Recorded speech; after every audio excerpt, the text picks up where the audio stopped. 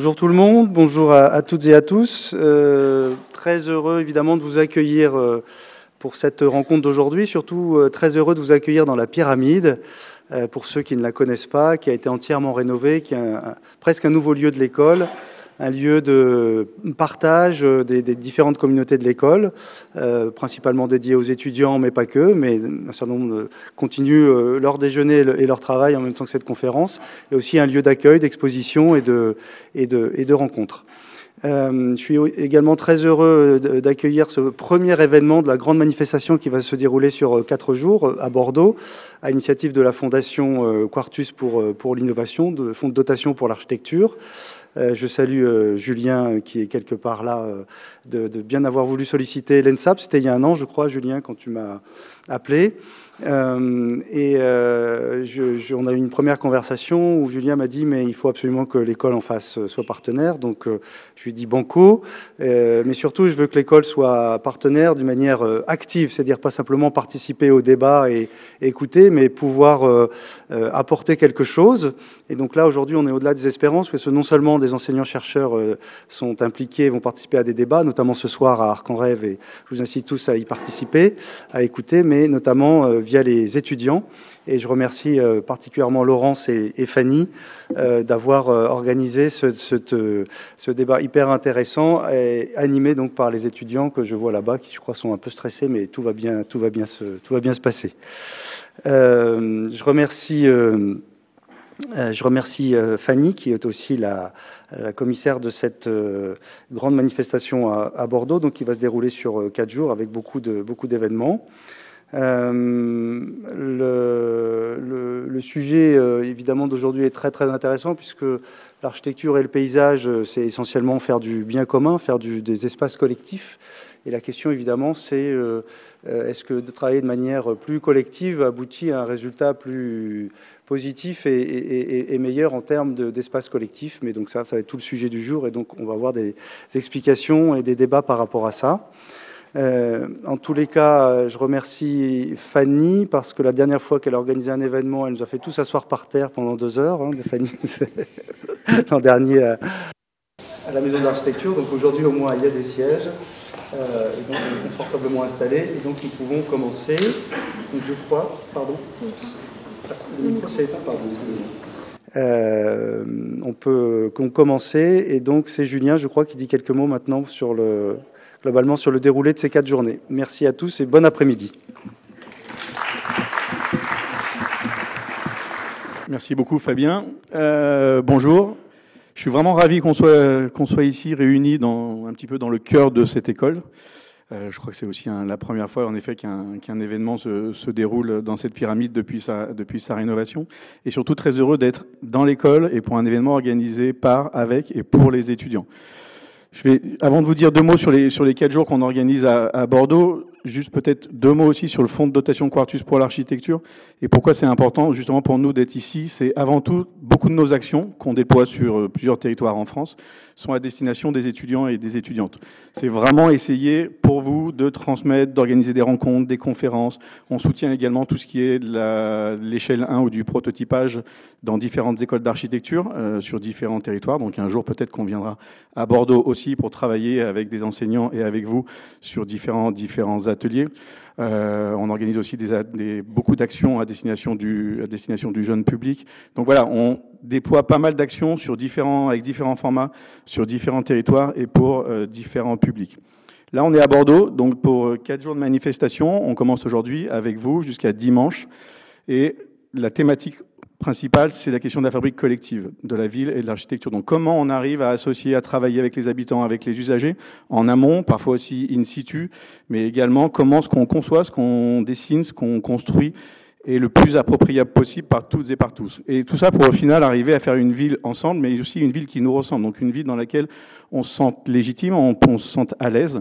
Et ça passe par plein de dispositifs, plein de processus différents. Et c'est un petit peu ça qu'on va essayer d'explorer et de questionner pendant ces 4 journées.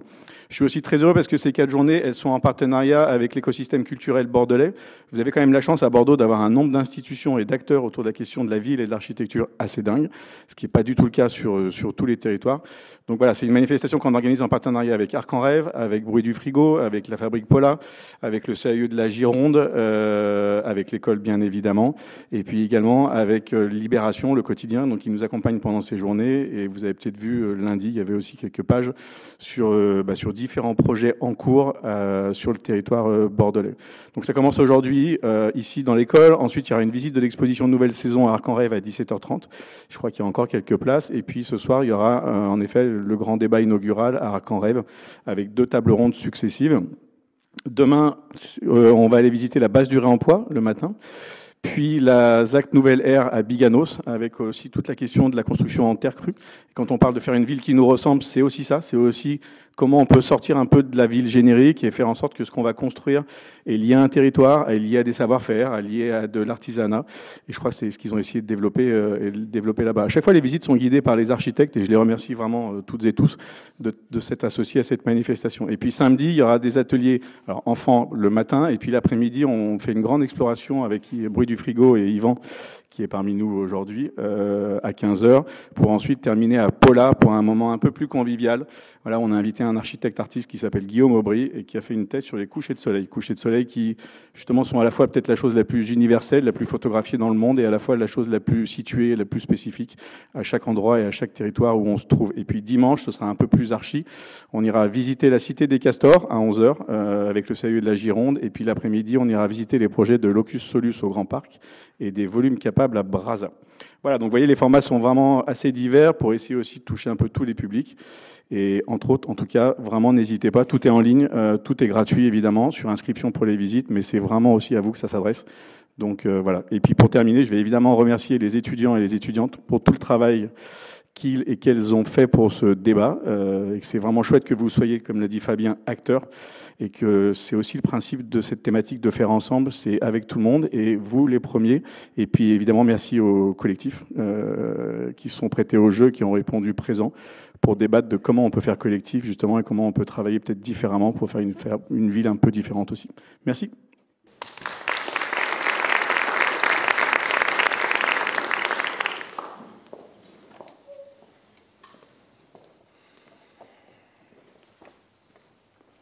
Bonjour, merci d'être là et bienvenue dans le débat « Comment faire collectif ?» Définir des collectifs, c'est une tâche complexe. Ils évoluent dans le temps, prennent des formes variées, se construisent par des interactions multiples et résistent souvent à une catégorisation fixe. Néanmoins, une définition a été posée par Florian Shapiro, docteur en architecture, qui définit donc le terme de collectif dans sa thèse « Collectif, etc. » au collectif d'architectes en 2017. Il y définit les collectifs comme des groupes comprenant majoritairement des diplômés en architecture, dont l'objectif est de favoriser l'implication citoyenne dans le processus de transformation de la ville, dans le but de créer des situations autogérées. Il ajoute que leur modalité d'intervention correspond à la réunion de la pratique de la résidence, de l'usage de l'autoconstruction et de la production d'architecture éphémère. À cette définition se rattachent 2 principes fondamentaux qui structurent le travail des collectifs, l'horizontalité et la pluridisciplinarité. Ces dynamiques enrichissent leur mode d'intervention, vos modes d'intervention, et vous permettent d'aller au-delà du seul registre de l'éphémère, en influençant durablement à la fois les pratiques architecturales et paysagères, ainsi que les modes de transformation et de fabrication de la ville. Pour continuer, donc on va commencer le premier plateau qui s'intitule Collectif, quelle richesse. Pour ça, je vais accueillir Louise Bouchet de Passeur et Ossine Aliwancho de Bruit du Frigo. Petite introduction avant. Passeur est donc une agence de paysagistes. Le fonctionnement de cette agence se rapproche beaucoup du format collectif par sa démarche pluridisciplinaire et son approche horizontale du travail. Leur pratique se concentre sur 2 volets principaux, l'aménagement du territoire et des actions de médiation et de pédagogie. Ensuite, Bruit du Frigo, donc créé en 1997, c'est un collectif pluridisciplinaire engagé dans une approche sociale de l'urbanisme et de l'architecture.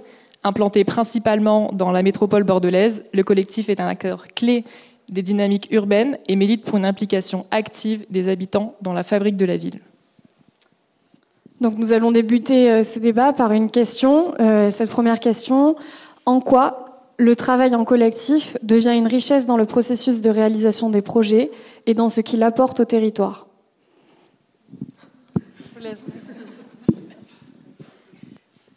Bonjour à tous. Vaste question. Effectivement, nous, on est paysagistes, donc je crois que parmi nous aujourd'hui, il y a beaucoup d'architectes. J'espère qu'il y a quand même quelques paysagistes. Déjà au préalable, quand on travaille sur l'espace, pour nous en tant que paysagistes, il y a une transdisciplinarité intrinsèque, c'est-à-dire qu'on peut pas agir que avec des œillères sur les compétences. Donc en tant que professionnel, comment on apporte de la richesse? Déjà, c'est en apportant de la transdisciplinarité. Nous, avec notre bagage de paysagiste, on s'associe et l'atelier Passeur est vraiment, c'est l'ADN de l'atelier Passeur, d'essayer de réunir un certain nombre de compétences diverses pour s'adapter au territoire et aux questions que pose le territoire. Je ne sais pas si on détaille des exemples concrets ou si... Pardon ? Oui. Oui. Alors aussi, peut-être que ce qu'on peut préciser, c'est que nous, on travaille sur la ville. Je vois que les propos introductifs posaient la question de la ville. Finalement, on travaille aussi beaucoup, nous, passeurs, en ville, mais en milieu rural ou en milieu périurbain. Donc la question de la ville vraiment élargie au sens large. Comment est-ce que l'espace vécu est le point de départ de nos projets, de nos postures de projet, et comment est-ce que on se situe dans une dynamique, et comment est-ce que l'approche peut apporter une vision dynamique en fait des espaces qu'on crée ou des espaces qu'on imagine pour l'avenir. Mais justement, la question de la richesse du format collectif dans la pertinence du projet vis-à-vis du territoire, est-ce que ça apporte quelque chose ou il y a cette notion de, encore une fois, du collectif et du territoire et aussi de ce que ça apporte justement de ce format-là de. Alors, on le voit déjà, c'est que tout seul, on n'a pas les réponses à tout, on n'est pas au courant de tout, on n'a pas les éléments pour poser le bon diagnostic. Donc déjà, sans aller voir les gens qui vivent un espace, on passe à côté de quelque chose. C'est-à-dire que nous, personnes extérieures, on apporte un regard extérieur, un recul sur le contexte sur lequel il faut qu'on se projette. Mais déjà, au préalable, c'est les gens qui vivent au quotidien qui sont à même d'apporter leur expertise, leur savoir, leur connaissance. Et après, au sein même des projets de l'atelier Passeur, on cherche à s'entourer d'agronomes, d'architectes, d'artistes pour justement mener à bien les différentes démarches. Voilà. Donc c'est le rapport aux habitants, aux usagers et aussi aux d'autres disciplines. Et ça, qui permettent en matière d'avoir de paysage. le projet le plus complet, et enfin le projet ou l'approche en tout cas la plus complète, et de pouvoir agir de manière pertinente et adaptée à une attente locale. Et Monsieur Ali Wencho, qu'est-ce que vous en pensez de tout ça? Je pense que, quelle que soit la forme d'exercice, qu'elle soit un exercice style agence ou que ce soit un collectif, il y a beaucoup de points communs, et c'est le terreau dont vous avez parlé. Et après, il y a effectivement des nuances selon le fait qu'on est organisé en collectif informel ou en association à but non lucratif, etc.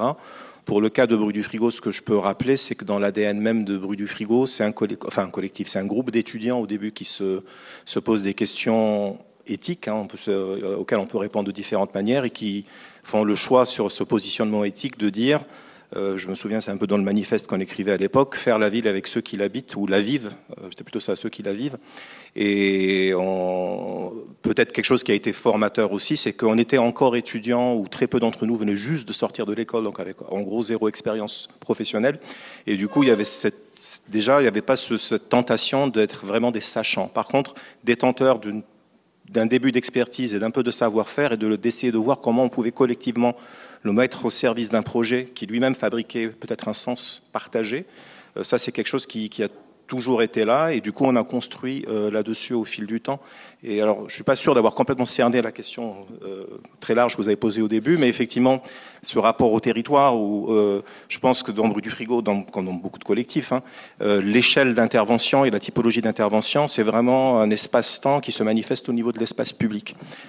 C'est à travers investir l'espace public par des pratiques collectives qui prennent la forme d'urbanisme tactique, de préfiguration, de tout un tas d'autres choses.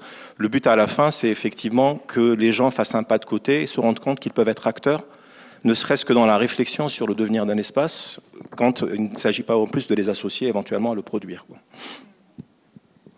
Et oui, en fait, ce qu'on se demandait, c'est aussi dans cet aspect de pluridisciplinarité et des multiples compétences qu'un collectif intègre, justement, comment ça vous permet d'appréhender plusieurs échelles, et c'est une force en plus pour aussi diverses temporalités, de l'éphémère au pérenne. Il y a cet aspect-là aussi du... Si. La question était claire. Je pense que ça va effectivement au-delà de traverser les échelles. Pareil, je peux parler de l'exemple que je connais le mieux. Dès le départ, c'était un groupe de personnes, le terme collectif à l'époque n'est pas forcément évocateur, mais dès le départ, il y avait une personne qui était psychologue, il y avait des artistes, il y avait des architectes, des étudiants en architecture d'ailleurs plutôt, des gens qui avaient des profils plus artistiques, et aussi très très tôt de l'ingénierie culturelle, donc des gens qui étaient capables aussi de faire du commissariat, d'identifier des compétences, d'aller les chercher, de les mobiliser à bon escient, de tisser un lien. Et je pense très très tôt, moi en tant que entre guillemets architecte fraîchement diplômé, j'étais plus vieux, donc dans les 3 générations, je suis encore un tout petit peu au-dessus en termes d'âge. En fait, je me souviens de la première fois où autour d'une table, je me suis rendu compte, tiens, en tant qu'architecte, je ne suis pas le chef d'orchestre. Je pensais, dans toute humilité à l'époque, me dire, ah non, mais je me mets au même niveau que tout le monde, et je pense que tout le monde a le droit à discuter, etc. Mais je m'étais rendu compte que j'avais été formé à dire, je vous écoute tous, et après, je vais quand même proposer quelque chose. Et là, je me suis rendu compte autour de la table que des gens, à juste titre, avaient voix au chapitre au même niveau. Et là, ça devient intéressant parce que c'est un challenge de se dire, ah bah oui, on doit travailler ensemble. C'est pas je vous écoute et ensuite je fais. Effectivement, dans la vision collective, on a peut-être trop tendance, selon les territoires et les collectivités, de dire on écoute. Enfin voilà, le terme de on écoute tout le monde, alors que ce soit les habitants, les acteurs du territoire, etc. Et puis après, on fait notre tambouille en bureau, loin de tout ça, en digérant en fait ce qu'on a entendu. Mais c'est quand même différent de se dire on fait ensemble et pas juste on écoute et après on fait. Voilà. Donc ça c'est une petite. Je voulais juste revenir sur la question de l'intervention et de l'échelle d'intervention et de comment est-ce qu'on laisse une trace de ce travail collectif. C'est vrai que là aussi, il y a des outils et il y a des projets différents quand on cherche à faire collectif dans l'objectif de construire quelque chose ou d'intervenir, que ce soit visible matériellement, ou de faire ensemble, mais sur des choses qui ne sont pas encore visibles sur le territoire. Donc, enfin voilà, à travers les expériences qu'on mène, c'est vrai qu'il y a certains projets où on fait ensemble et on fait collectif, mais pour un objectif d'aménagement opérationnel, enfin en tout cas de transformation d'un espace. Et il y a aussi la possibilité de faire ensemble, mais en amont des projets. Et là, du coup, c'est pas forcément les mêmes personnes qui sont autour de la table, mais on se rend compte que c'est très intéressant. Les habitants, au sens large, ou les associations locales, etc. Enfin, toutes les personnes qui vivent un territoire, de les questionner sur le territoire dans 30 ans. Et là, on peut les questionner et sans forcément intervenir dans l'espace public. Voilà, quels outils on va pouvoir mobiliser, nous, en tant que paysagistes, pour les questionner et les permettre de se positionner sur des questions pour la suite. Parce que quand on travaille sur le paysage, on ne travaille pas pour demain ou après-demain, on peut travailler pour dans beaucoup plus longtemps. Voilà. Et du coup, si dans la notion de collectif, on intègre aussi, comme vous dites, les acteurs, les habitants, les usagers... J'imagine que dans toute la temporalité du projet, le collectif n'est pas le même. Au début, peut-être c'est les acteurs, après c'est les habitants, après c'est seulement les... Et justement, est-ce que vous intégrez tous ces acteurs-là dès le début dans le projet ou petit à petit ça évolue ? Je dirais que tout dépend de la nature de l'étude. Enfin, En toute franchise, parce que je pense qu'il y a beaucoup d'étudiants, si on répond à un marché public, voilà, ça dépend aussi de l'objectif même du projet pour lequel on intervient. Si c'est pour la réhabilitation d'un quartier avec l'aménagement d'un jardin ou d'un parc, c'est très localisé, circonscrit, c'est daté dans le cadre d'une mandature ou dans le cadre d'un... Voilà, on est sur des éléments très concrets. Mais sur un laps de temps, un futur assez proche. Alors que si on intervient sur des documents d'urbanisme ou des classements de sites, par exemple à travers Passeur, on travaille sur des sites classés. En France, il y a toute une politique patrimoniale sur certains paysages. Comment est-ce qu'on les met en avant ? Là aussi, on peut réunir différents acteurs, et notamment des habitants, sur comment est-ce qu'ils perçoivent leur paysage et comment est-ce qu'à l'avenir, ils définissent un périmètre. Donc là, on est sur des pas de temps beaucoup plus longs. Voilà, ça dépend un peu de l'objectif final de la commande dans laquelle on intervient. Parce qu'on est quand même cadré. On ne fait pas tout ce qu'on veut. On répond à un marché, à un cahier des charges. Voilà. Un cadre. Voilà. Ou sinon, aussi vous parliez des différentes commandes, mais aussi des différents territoires sur lesquels vous intervenez. On se questionnait aussi sur le fait de travailler à toutes les échelles et envers tous les territoires. Travaille-t-on dans un collectif ? Travaille-t-on de la même manière en ville et en milieu rural dans cette dynamique-là ? Et qu'est-ce que ça implique réellement pour vous ?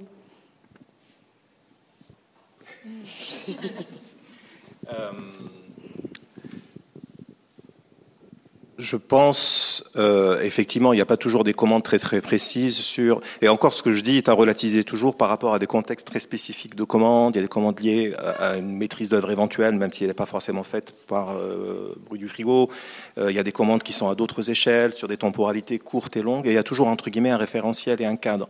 L'avantage qu'on a en France, c'est un pays de droit écrit, c'est un pays aussi de règles. C'est-à-dire que souvent, soit c'est le vide pendant longtemps, et puis à un moment donné, l'État légifère et met en place des structures. La loi Solidarité Renouvellement Urbain en 2000, ça remonte tellement, je ne me souviens plus, mais en tout cas, a à un moment donné marqué et gravé qu'il fallait faire de la concertation, etc., avec de bons exemples, de moins bons exemples. En tout cas, ça a le mérite, par rapport à d'autres pays, à être inscrit quelque part.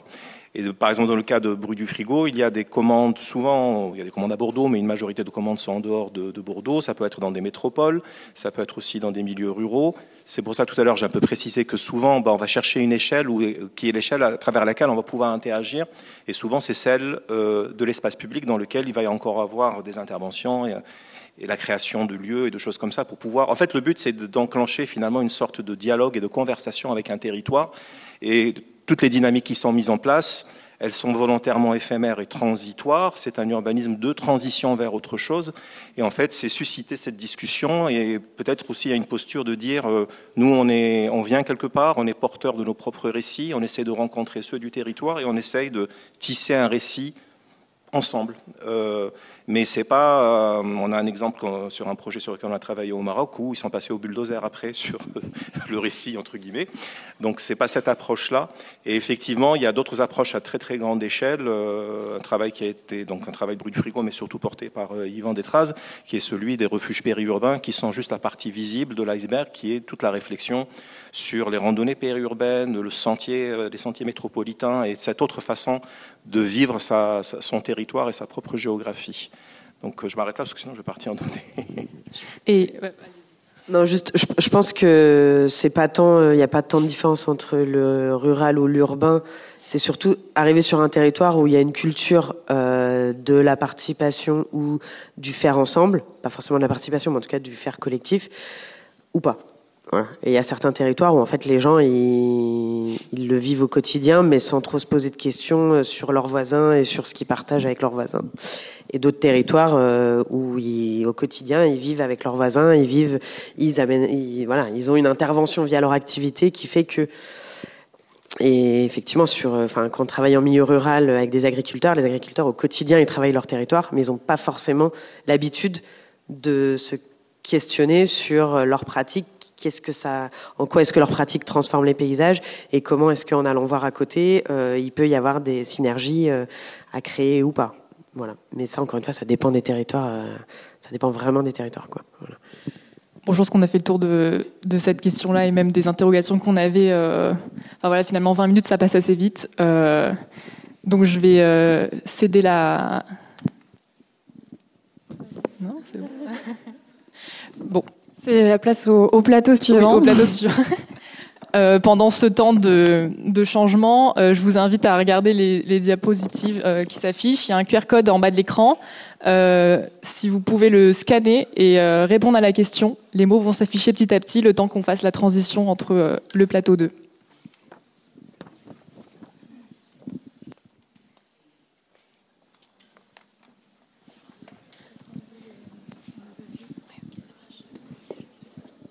Alors pour ce second plateau, on va appeler donc Jules Mansart, Maël Lucas et Antoine Le Gimbul, s'il vous plaît.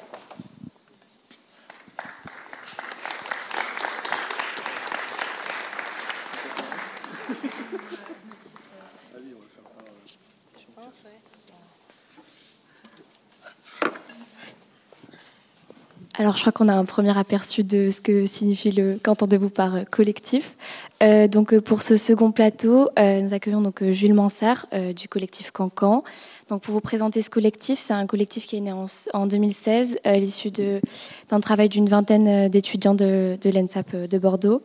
Et donc, ce collectif a pour but de repenser la pratique architecturale, dans un but de défendre des valeurs qui sont sociales, écologiques et aussi avec une notion de participation active dans leurs projets.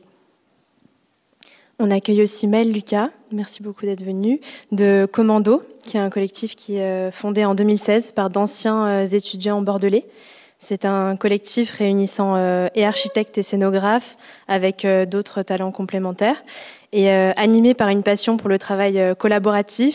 Et l'équipe est guidée par un certain optimisme social, une approche transversale et un souci du détail à toutes les échelles. Et aussi Antoine Le Gimbul de l'agence Passeur, collègue de Louise Boucher que vous avez pu avoir sur le précédent plateau. Merci beaucoup pour votre présence. Alors donc pour ce second plateau qui s'intitule donc comment faire collectif à partir de sa singularité, la première question qu'on avait à vous poser donc c'était que dans un collectif où la singularité peut être mise en avant, notamment au moment de l'embauche, comment cette singularité elle est travaillée pour que elle puisse quand même correspondre à cette dynamique de groupe, ou plus précisément comment fait-on corps avec des identités plurielles sans les lisser ni les diluer. Donc, est-ce que, Jules Mansart, vous pouvez commencer à répondre à cette première question de débat? Ok, bonjour, merci pour l'invitation. Donc du coup, comment on évite de diluer les singularités? Nous, c'était peut-être pas forcément notre... je vais juste corriger sur... on était des étudiants et des étudiantes de l'ENSAP de Bordeaux, mais pas que. Il y avait aussi des étudiants et étudiantes de l'école de Montpellier, de Marseille, de Toulouse, enfin voilà. Donc chacun ayant un peu son parcours. Alors on va dire que nous, la première chose, c'était plutôt de pas forcément faire attention à ces singularités au début, c'était plutôt de se regrouper déjà et de comment on efface aussi, et on va mettre les pieds dans le plat, l'ego qu'on construit petit à petit dans les études pour après le développer encore plus potentiellement après. Et donc nous, c'était plutôt comment on arrive à s'effacer, même si on allait profiter des regards et des parcours de chacun et chacune, mais comment on allait mettre tout ça dans un commun, dans un groupe. Et l'idée, c'est plutôt dans notre manière de fonctionner, chacun participe à tout, s'occupe un peu de tous les types de projets, toutes les missions et les questions d'administration, des choses comme ça. Donc pareil, en gros, on a chacun nos formations de base, mais c'est pas forcément ça qui nous intéresse dans le futur. Et depuis, on a été rejoint par des artistes, des designers, géographes, etc. Et pareil, en fait, chacun a son parcours. Forcément, dans les échanges internes et les choses comme ça, ça a du sens. Mais c'est plutôt quelque chose qu'après on laisse de côté et chacun est un membre en lui-même ou en elle-même. Peut-être que vous pouvez aussi nous expliquer votre vision, votre point de vue. Oui, C'est bon. Déjà, c'est vrai que c'est assez émouvant pour nous aujourd'hui d'être présents ici, parce que comme vous avez pu le dire en introduction, nous, on est des étudiants, on s'est tous rencontrés en fait. On était des étudiants qui se sont tous rencontrés ici même à l'école d'archi de Bordeaux. Donc, c'est vrai que ce qui a fait déjà la formation première de notre collectif, c'était une forme d'amitié qu'on a développée en faisant partie de la vie de l'école, notamment du BDE. Et puis après, par la suite, donc là, je vois que la photo s'affiche d'ailleurs. On a voulu remettre en place le festival Archibald qui a pris place dans l'école pendant de nombreuses années. Et donc c'est vrai que ça nous a solidement fédérés. Autour de cet événement qui n'a pas eu lieu malheureusement pour des questions météorologiques, mais c'est vrai que ça a créé justement ça a créé cette dynamique de groupe qu'on a pu et qu'on peut avoir aujourd'hui. Par la suite, c'est vrai qu'on a été rejoint par du coup d'autres personnes qui ont des formations différentes, mais qui permettent en fait d'apporter et de nourrir aussi cette dynamique de groupe. Je pense qu'on est plusieurs individualités, on a des parcours qui, même si on a eu notre formation d'architecte ici, vous avez dit qu'on était architecte et scénographe. Finalement, je pense qu'on est plus devenu scénographe par les différents projets qui nous ont construits et qui nous ont fait avancer. Mais initialement, oui, on était architecte, uniquement architecte. Et c'est vrai que c'est cette richesse et la singularité de chacun qui permet aussi d'apporter et de faire grandir le collectif. Voilà. Peut-être Antoine, si vous avez un mot à ajouter. Oui. Alors, la question du lissage ou du nivellement des individualités dans le collectif, je dirais presque que finalement, nous, dans les projets qu'on met en place, on se la pose assez peu, parce que si on appelle quelqu'un, c'est pour sa spécificité en fait. On essaye de réunir justement des compétences qui vont pouvoir chacune apporter quelque chose au projet. Et comme le disait Louise tout à l'heure, on réunit différentes compétences pour répondre à des demandes, et à partir du moment où on appelle quelqu'un, c'est parce qu'il va pouvoir apporter quelque chose. Et finalement, on essaye aussi justement on essaye. Pas forcément, parce qu'on peut travailler parfois avec des paysagistes aussi, ça arrive, hein, mais la plupart du temps, on va chercher des compétences que nous, on n'a pas en fait. Donc on va chercher des choses qui forcément vont avoir une implication dans le projet, et je dirais que toutes les individualités vont pouvoir s'exprimer dans les projets. Donc voilà, ça se fait tout naturellement, sans vraiment se poser la question, parce que chacun a une place dans le projet, chacun a un rôle dans le projet, un rôle à tenir, et qui va permettre d'arriver à produire de la connaissance ou de l'action.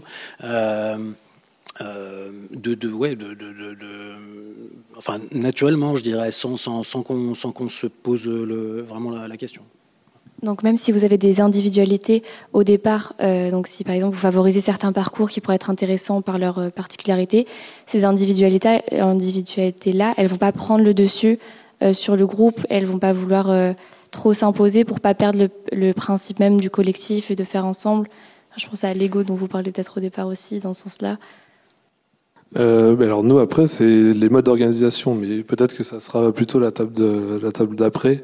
Mais c'est que nous on est organisé de manière horizontale, donc c'est à dire que chacun a quand même son individualité, sa singularité, sa vision, son point de vue sur les choses, et donc nous on la règle en interne plutôt par l'aspect que chacun a une voix, elle est entendue au même titre que celle des autres, et c'est ça après qui fait émerger plutôt des majorités du coup de singularité, on va dire, et c'est comme ça qu'on avance depuis plusieurs années maintenant. Et par contre, je rejoins effectivement, autant nous en interne, effectivement, on est plutôt dans ce rapport où on va pas forcément faire attention au parcours des gens, même ceux qui nous rejoignent. La plupart du temps, tant qu'ils ont envie de faire, avec lesquels on a on va dire des enjeux politiques, des visions communes, ils peuvent nous rejoindre sans problématique. Par contre, effectivement, après, quand on va travailler avec d'autres acteurs, parce que c'est aussi le cas, faire collectif, c'est en interne, mais c'est aussi sur les projets qu'on mène avec d'autres structures, d'autres personnes. Là, par contre, effectivement, on va peut-être être plus dans la recherche de qu'est-ce qu'on n'aurait pas en interne et comment on peut travailler ces sujets-là. Donc, je rejoins ces deux côtés-là, en fonction de si c'est en interne ou en externe, quoi. Et c'est vrai aussi, mais pour ajouter aussi une autre clé et un autre biais aussi vis-à-vis de cette question, quand on regarde notre fonctionnement, on a démarré en voulant être totalement horizontal, on l'est resté, ça il n'y a pas forcément de sujet sur cette question-là. C'est plus qu'en avançant et en se rendant compte au final des spécificités de chacun, on arrive à mettre peut-être un peu plus en avant les personnalités et même les compétences de chacun. On sait que telle ou telle personne sera plus à même de répondre à tel ou tel sujet.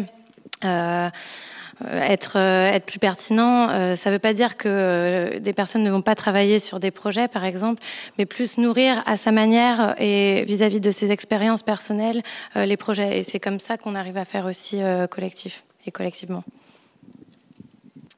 Ouais, c'est vrai que la question de la personnalité, finalement, c'est une question. Enfin, la question de la prise d'espace dans le projet, la prise de la place dans le projet, ça, c'est une question d'ego. En fait, il y a des gens, ou de personnalité, peut-être de caractère, mais je dirais pas d'ego, mais il y a des caractères qui vont être plus moteurs et d'autres un peu moins. Alors ça, c'est la question humaine, quoi. Finalement, dans toutes les équipes, dans tous les projets, c'est un peu toujours comme ça, quoi. Il y en a qui prennent plus de place, d'autres qui sont un peu plus réservés, mais qui, au moment de leur intervention, vont être très précis et très importants, voire même parfois décisifs dans certaines choses. Voilà. Et puis donc, et il y a aussi cette question justement de l'apport dans le projet de chaque compétence.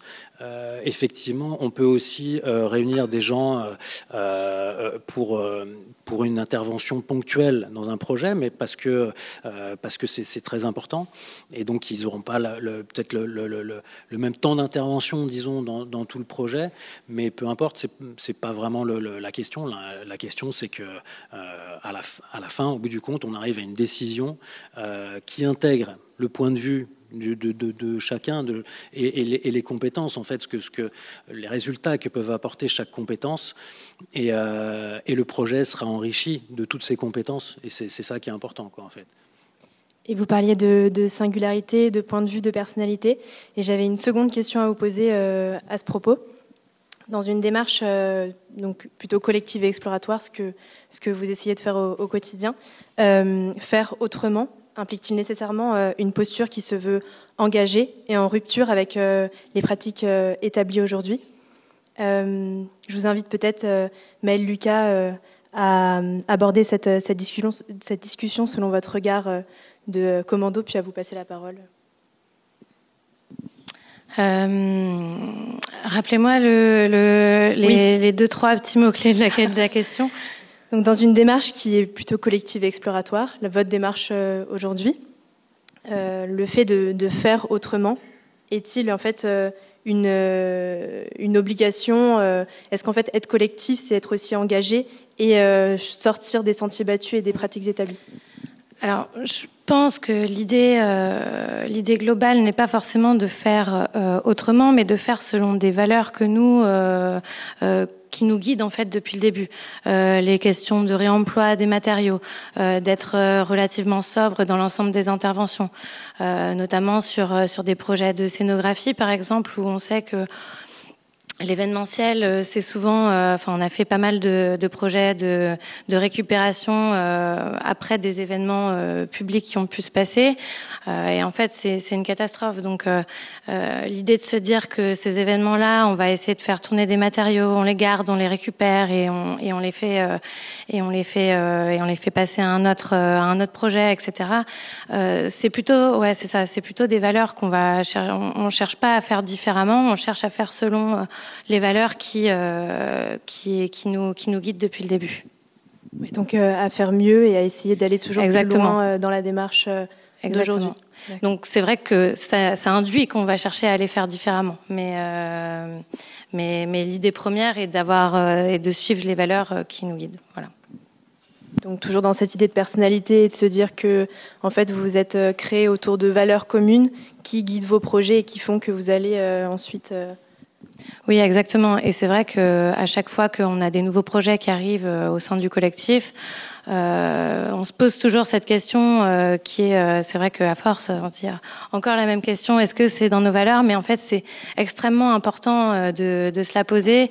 Et si une personne n'est pas d'accord et re-questionne et se dit, mais est-ce que c'est vraiment dans nos valeurs, cette manière de faire projet? Est-ce que c'est vraiment ce qu'on cherche à montrer?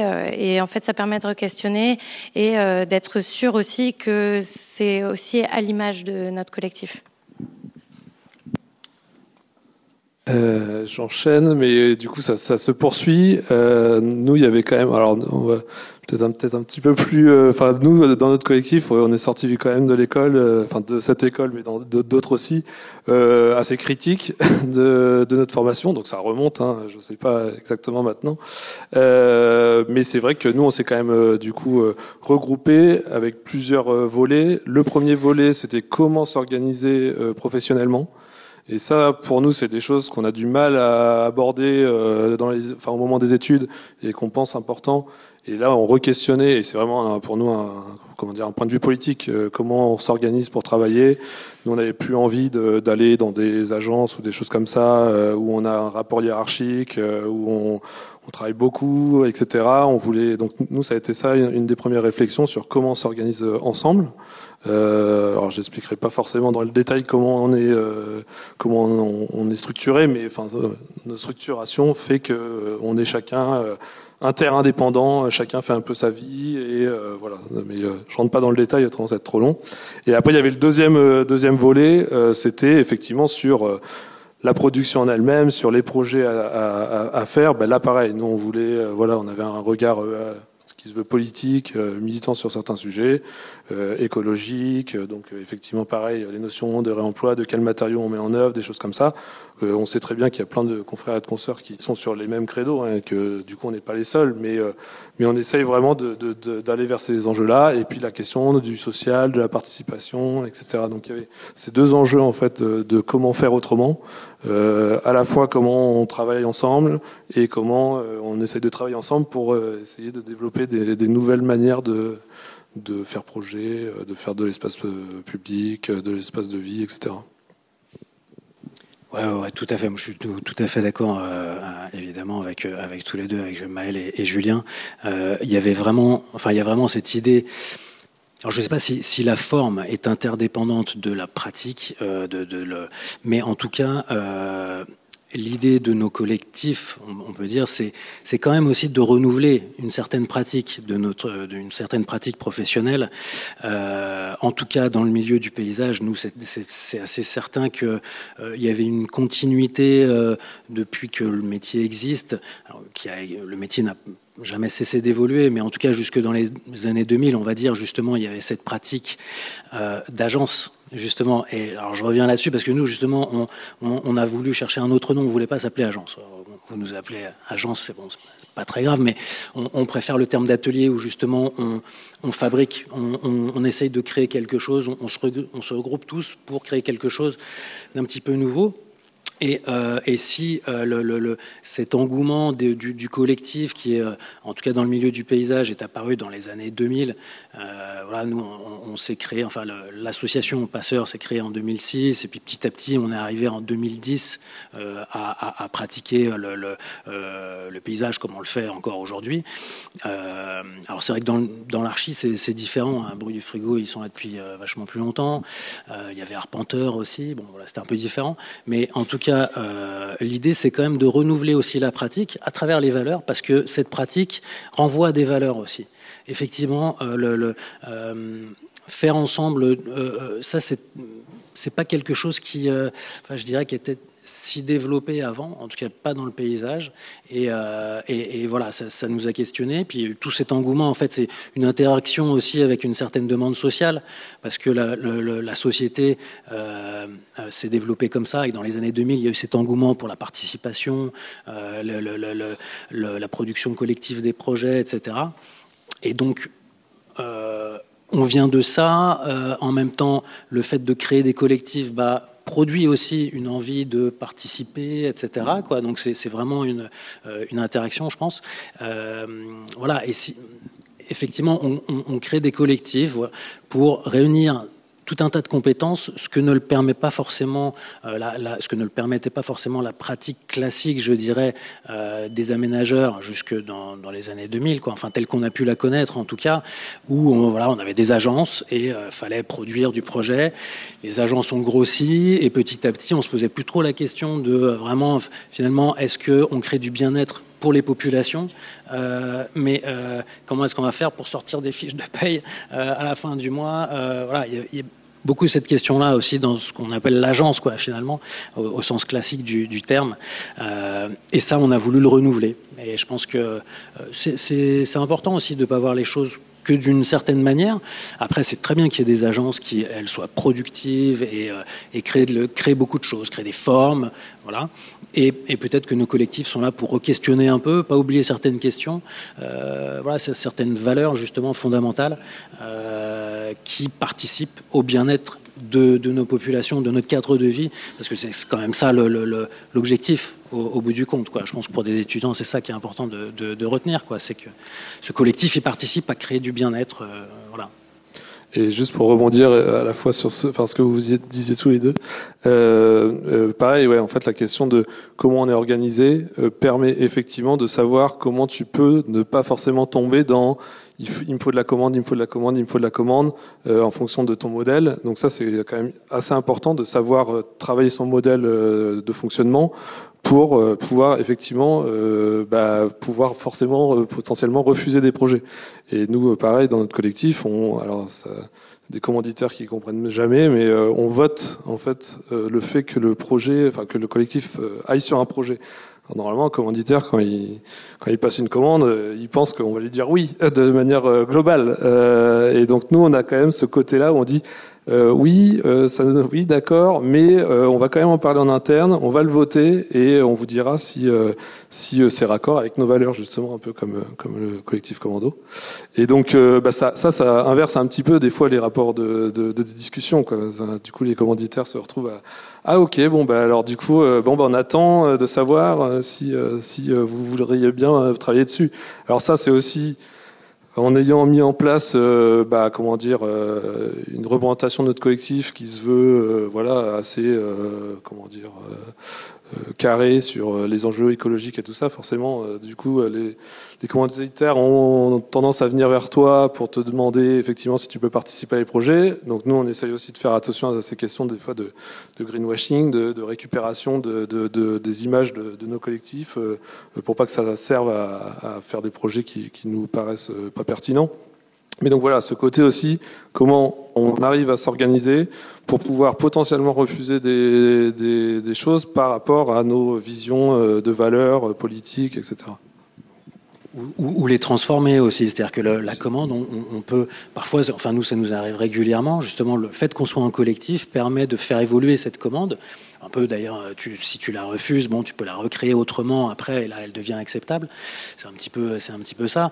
Et on propose des choses auxquelles les commanditaires n'avaient pas forcément pensé. Voilà, on leur explique qu'on a des vidéastes dans notre collectif qui sont prêts à participer au projet, donc on peut mettre en place des outils de recueil avec de la vidéo, ou aussi, alors ça peut être aussi des outils de valorisation du projet. On essaye de les utiliser aussi justement plutôt pour faire du recueil. On s'inspire, ou même d'autres compétences, des sciences humaines par exemple, parce que on a des sociologues avec qui sont prêts à travailler avec nous. Le rapport va changer un petit peu la forme de la commande. C'est-à-dire que vous voulez qu'on crée de l'espace, mais on va le créer effectivement collectivement, en faisant appel à d'autres compétences et donc en allant chercher d'autres choses qui vont permettre de créer ces lieux, ces paysages, ces architectures, etc. Donc c'est effectivement le fait d'être en collectif peut tout à fait modifier la commande aussi, en tout cas peut permettre d'arriver à une commande différente de celle qu'on a classiquement, quoi.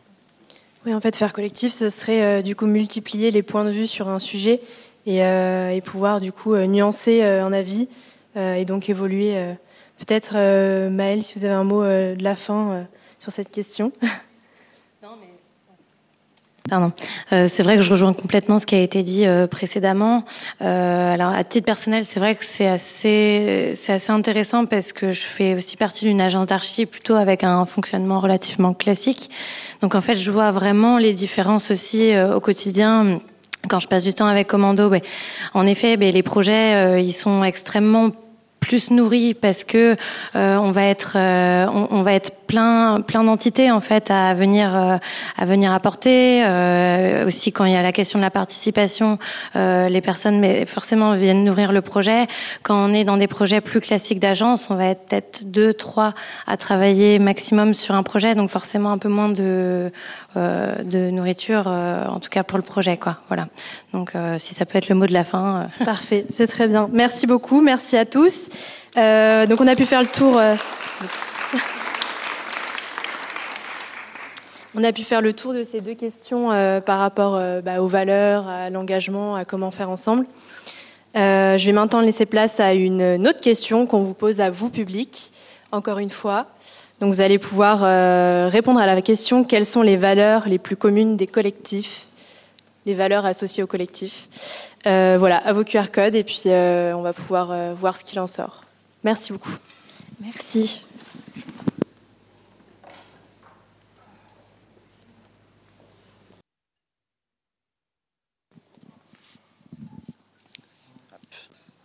Bonjour à tous.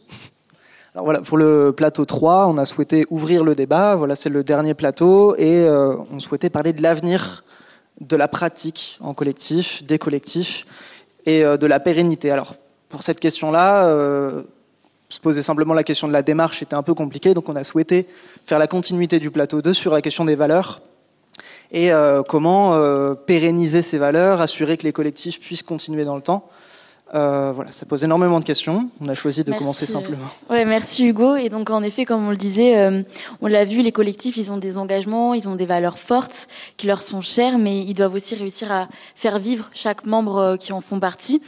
Et donc la question, c'est comment aujourd'hui les collectifs, ils arrivent à tenir cette posture engagée. Donc peut-être, on l'a vu d'ailleurs avec le collectif Cancan tout à l'heure, sélectionner aussi, avoir ce choix des projets dans lesquels on s'engage, mais tout en derrière assurant une stabilité économique. Peut-être avec l'expérience de Bruit du Frigo, vous voulez commencer ? C'est un sujet qui est hyper important parce que je pense qu'on arrive à un moment un peu charnière de l'histoire des collectifs aujourd'hui. Alors nous, on a un peu de recul parce que ça fait 30 ans et quand on a émergé, on n'avait pas de référentiel avant nous en fait. Et donc il a fallu un petit peu inventé avec ce qu'on avait sous la main. D'ailleurs, le terme de collectif n'existait pas à l'époque, on s'appelait pas du tout collectif. Et il est apparu plus tard, il est apparu, je pense, vers 2010 à peu près. Et on a vu du coup aussi émerger plusieurs vagues de collectifs de manière de plus en plus massive. Je pense qu'aujourd'hui, en France, il doit y avoir à peu près entre 150 et 200 collectifs. Alors, ils sont pas tous architectes, mais quand même de manière majoritaire, c'est des gens qui sortent des écoles d'architecture, qui créent leur collectif pendant qu'ils sont étudiants souvent, ou juste à la sortie des écoles. Donc, ça veut dire qu'il y a quand même du travail, quoi. Il y a quand même un marché qui permet de nourrir aussi économiquement et de faire tenir ces collectifs, même si tous ils se ils se fondent sur des valeurs et sur un engagement personnel, enfin, quasiment sur un engagement existentiel personnel de refus de travailler selon certains modèles et de prendre d'autres directions, comme ça se passe dans d'autres formations aussi aujourd'hui. Et effectivement, il y a aujourd'hui quand même de plus en plus de situations de travail, de projets, donc de plus en plus de commandes, d'appels d'offres portés par des maîtrises d'ouvrage publiques essentiellement ou parfois privées aussi, qui permettent la généralisation de cette forme de travail, alors pas tellement collectif, mais en tout cas cette forme un peu alternative de travail sur la question des communs, de l'espace public ou du logement par exemple. Voilà. Sauf qu'effectivement aujourd'hui, quand je dis on est à un moment charnière, c'est que il y a une explosion du nombre de collectifs qui, quand même, faut relativiser parce que c'est un nombre assez faible au regard du nombre d'agences. On n'a pas pris le dessus encore sur les agences, mais au niveau français et national, on va dire. Donc voilà, c'est quand même faut aussi relativiser ça, mais malgré tout, c'est un mouvement engagé qui est très important. Et qui aujourd'hui peut se développer parce qu'il y a effectivement du travail, mais le travail la commande est en train de changer de nature aussi. C'est-à-dire qu'en fait, il y a beaucoup de gens qui, pendant longtemps, on était dans la marge. Genre, on inventait notre territoire, nos contextes de projet, il n'y en avait pas de commande. La commande est apparue petit à petit parce que ces formes de travail, de travail de terrain participatif, de coproduction urbaine sont devenues, désirables, demandées. On a reconnu la valeur de ce travail. Mais aujourd'hui, il y a, on est face à des maîtrises d'ouvrage qui comprennent pas encore complètement ce qu'on est en train de faire, qui détournent aussi. Tu parlais de greenwashing, qui utilisent aussi ce qu'on fait pour autre chose. Il y a cette notion aujourd'hui de l'urbanisme transitoire qui est un peu le terme un peu valise qui définit beaucoup de nos pratiques dans lesquelles, nous personnellement à Bruit du Frigo, on se retrouve pas et on essaie de se battre un peu contre ça. Donc il y a aujourd'hui des formes d'ornières qui se créent en termes de pratiques, etc. Ce qui fait on est un peu à une crise quelque part intellectuelle aussi de ces valeurs, de qu'est-ce qu'on est en train de faire. Voilà. Et juste pour dire aussi que on se questionne pas, on est nombreux à se questionner là-dessus, les collectifs, et notamment au sein de Superville, qui est l'organisation qui regroupe un certain nombre de collectifs en France, qui effectivement est en train de se dire, là, il va falloir remettre un petit peu les bases, reclarifier les choses pour justement envisager un avenir et qui donne aussi un éclairage à des jeunes étudiants aujourd'hui qui veulent monter leur collectif après les écoles. C'était un peu long, désolé. Mais c'est intéressant de se retrouver justement avec, je pourrais dire, plusieurs générations de collectifs, mais en tout cas plusieurs vagues, des moments justement étudiants qui se sont montés et qui ont grandi jusqu'à devenir des collectifs entiers, et aussi des collectifs plus anciens comme Bruit du Frigo qui ont pu voir noter l'évolution de cette pratique-là. C'est quelque chose que vous ressentez aussi, vous, l'évolution, l'augmentation de la demande de démarches alternatives, de participation Du coup, je vais parler au nom du collectif Cancan. On voit aussi l'évolution de cette commande et surtout notamment sur des sujets, par exemple, qui n'étaient pas traités avant et qui deviennent liés à l'urgence climatique. Donc forcément, par exemple, le réemploi est de plus en plus demandé dans les marchés de maîtrise d'ouvrage. Et nous, au sein de notre collectif, l'avantage, c'est que on a une pluridisciplinarité et aussi une grande diversité dans nos projets. Depuis tout à l'heure, on parle beaucoup d'urbanisme et d'installation urbaine. Dans notre collectif, on fait aussi de la maîtrise d'œuvre, donc qui pourrait sembler plus classique, mais on fait très attention à utiliser des matériaux biosourcés, géosourcés. On fait aussi des accords cadres et des accompagnements sur le sujet du réemploi. Donc, par exemple, avec le département ou la fabrique Bordeaux Métropole. Et du coup, nous, cette diversité, elle nous permet économiquement de nous y retrouver et aussi de pouvoir, en fonction des maîtrises d'ouvrage ou de la politique, avoir, par exemple, des clients privés ou des clients publics. Donc, nous, pour le coup, économiquement, ça nous permet de pouvoir avoir des projets qui soient autant sur le long terme que sur le très très court terme. Ça peut être des associations aussi qui sont nos clients. Et du coup, on voit l'évolution de cette demande. Là, en ce moment, on refuse du travail, surtout sur le sujet du réemploi, parce que c'est vraiment une commande qui augmente de plus en plus. Donc j'invite les étudiants qui sont intéressés sur ce sujet à s'en saisir à la sortie de l'école, parce que c'est vraiment quelque chose qu'on voit de plus en plus. Mais en effet, il y a quand même un stade où là on arrive à un moment critique où ça peut aussi être vu comme de la récupération et du greenwashing. Donc on essaie, nous en tout cas, en votant tous nos projets, on fait bien attention à garder un cap en fait qui est ceux de nos valeurs et à pas se faire récupérer en fait. Voilà. Vous êtes d'accord avec cette évolution de la commande ? Je suis d'accord.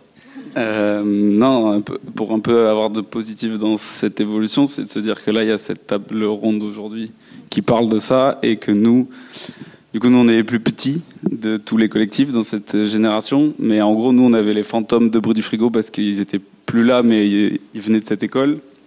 On avait l'ombre de Cancan qui était là, mais on n'a jamais eu des temps où on nous parlait de collectifs, on n'a jamais eu de proposition d'ouvrir des discussions autour de ces sujets-là.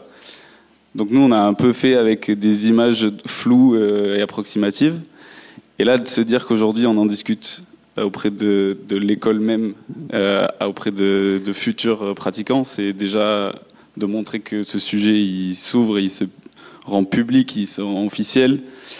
Moi perso, quand je suis rentré dans cette école, quand j'ai compris que j'allais pas vouloir être architecte dans une agence, j'étais un peu perdu de savoir c'est quoi les autres chemins. Donc moi en tout cas je trouve que c'est intéressant ce temps-là aujourd'hui. Ça montre aussi que notre discipline, en tout cas dans l'école d'archi, on apprend à faire des projets, et en fait collectif ça veut aussi dire qu'on peut faire plein de trucs différents. Nous notre collectif il s'est créé, on était 10, et il y a une personne, elle est partie, elle est chef cuistot. Et en fait elle est la plus épanouie du monde, parce qu'en fait avec nous elle a testé, elle a compris que c'était une autre dynamique, mais c'était une dynamique collective qui l'intéressait. Donc je pense que ça c'est intéressant pour tout le monde de se dire que c'est plus un sujet tabou, on n'est plus trop en marge, mais du coup effectivement ne plus être en marge ça veut dire qu'on peut nous instrumentaliser, on peut se servir de nous. Donc c'est ça qu'il faut toujours avoir en tête. Comme quand nous aussi on vote nos projets, et du coup on fait attention à avec qui on s'associe, de quelle manière, pourquoi. Nos échelles de projet sont pas sur du temps très très long, donc pour l'instant notre côté éphémère et commando dans le sens mission rapide nous va bien pour ce côté pas trop prise de tête de la grande échelle, parce que la grande échelle elle fait peur, en tout cas de notre point de vue, et on souhaite essayer de pas foncer dedans et de se dire que la petite échelle c'est cool aussi, et que après en fonction des pratiques qu'on fait d'essayer de toucher cette grande échelle, de côtoyer cette grande échelle mais en tout cas c'est vraiment trop bien que ça se rende aussi accessible que ça ne l'était. Merci. On a un peu dévié de la question économique, mais c'est super intéressant parce que ça nous montre, même nous en tant que jeunes étudiants, les voies qui sont ouvertes. Et d'ailleurs, ça rejoint la deuxième question. Oui, pour parler plus largement de l'avenir, de l'évolution, c'est vrai que la présence d'un débat étudiant, ça prouve déjà un certain intérêt grandissant pour la pratique collective, pour les pratiques alternatives aux agences. Et en fait, on se posait la question si on pouvait essayer d'imaginer si ça pouvait être un indicateur d'un changement global de la pratique, au sens que est-ce que la pratique collective pourrait s'immiscer dans toutes les agences dites plus traditionnelles ? Est-ce qu'on peut imaginer un monde où la peur de la grande échelle, qu'on pourrait imaginer des fois être liée à certains collectifs, en fait, soit quelque chose qui se transmette partout, et qu'on imagine des collectifs qui construisent des stades, si je prends un exemple le plus large possible, pour imaginer. Des petits stades. Des city-stades. Ça, on l'a fait, oui. Déjà. Moi, je pense que l'évolution naturelle, c'est qu'il n'y ait plus cette scission entre la forme collective et la forme d'agence. Déjà, c'est le cas. Tous les deux, il y en a qui font de la maîtrise d'œuvre, je crois. Nous, quand on a démarré, c'était la rupture avec le modèle d'agence. C'était vraiment radical. Et donc, c'était hors de question qu'on aille faire de la maîtrise d'œuvre, qu'on aille s'inscrire à l'ordre ou autre. Aujourd'hui, les jeunes qui créent des collectifs sont plus du tout, et heureusement, et c'est normal, dans cet état d'esprit. Et donc, il y en a beaucoup, et notamment pour des questions économiques, de trouver un modèle économique de viabilité sur du long terme qui permet de faire des projets qui rémunèrent, des projets qui, du coup, plus collectifs où on perd de l'argent. Je pense que c'est effectivement aujourd'hui un peu l'horizon et le fonctionnement de plein de collectifs qui se créent et qui font à la fois des projets de terrain collaboratifs, très horizontaux, et puis des projets de maîtrise d'œuvre, pas forcément plus classiques, mais en tout cas de la maîtrise d'œuvre à leur sauce, quoi.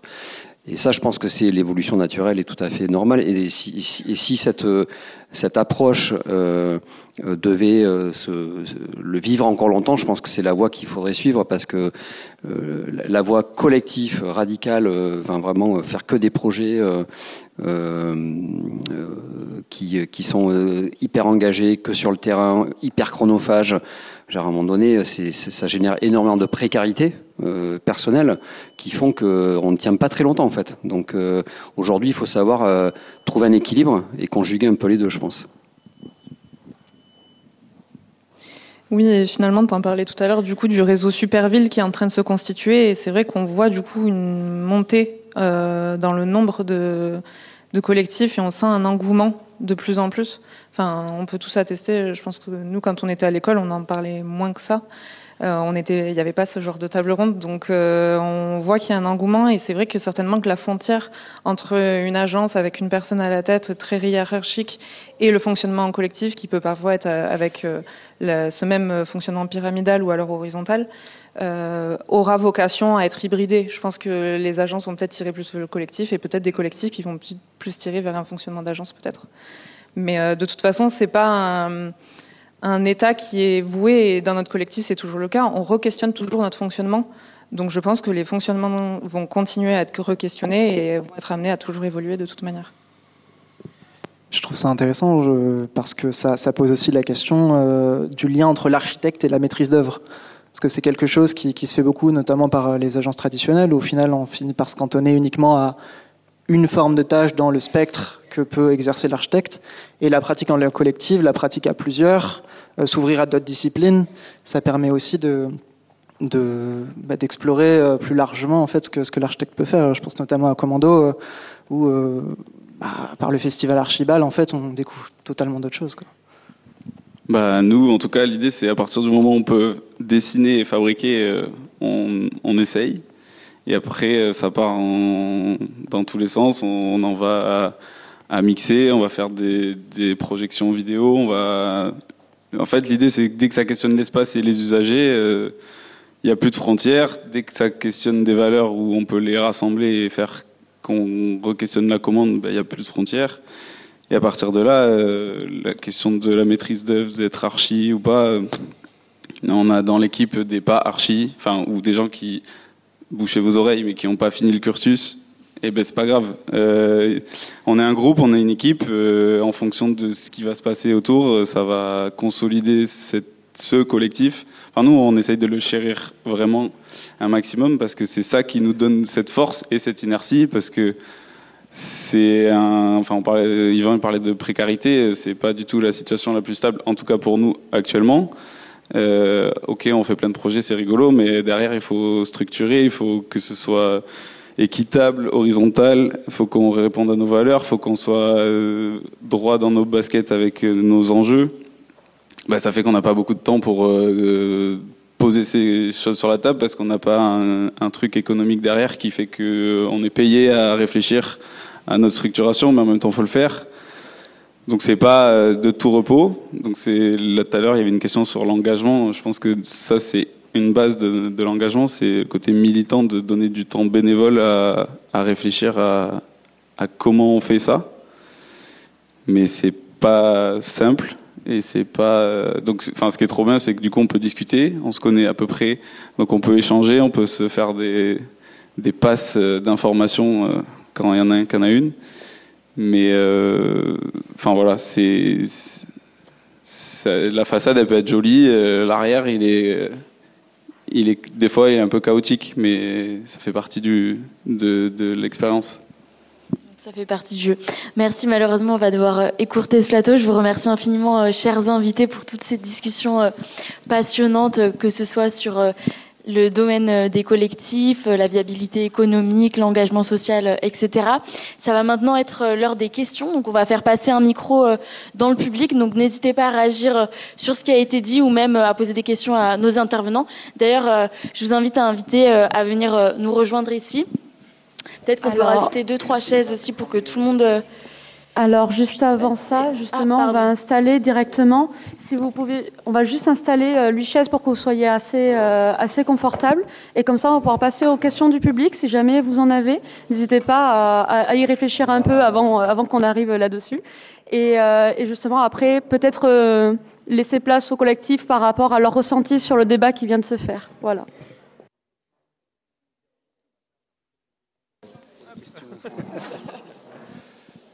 Je me permets de prendre le micro, comme ça va peut-être faire tomber la timidité des questions à venir.